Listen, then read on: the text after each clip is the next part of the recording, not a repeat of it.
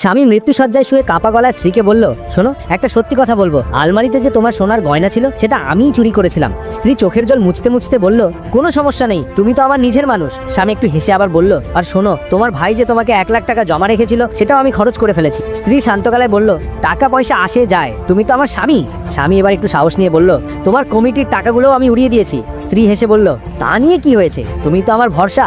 স্বামী মুখে হালকা হাসি এনে বলল, আর পাশের বাড়ির বউকে যে গোপনে ফোন করতো সেটা আমি করতাম। এবার স্ত্রীর চোখ কপালে উঠে গেল, কিন্তু কিছু বলল না। স্বামী ভয়ে আবার বলল, আর তোমার ভাই যে নতুন স্মার্টফোনটা আনতে যাচ্ছিল সেটাও আমি বেচে দিয়েছি।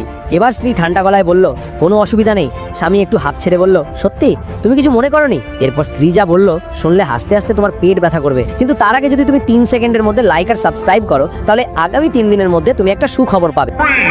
3, 2, 1. স্ত্রী মিষ্টি হেসে বলল, কোনো ব্যাপার না, তুমি যে মারা যাচ্ছ তোমাকে বিষ আমিই দিয়েছি।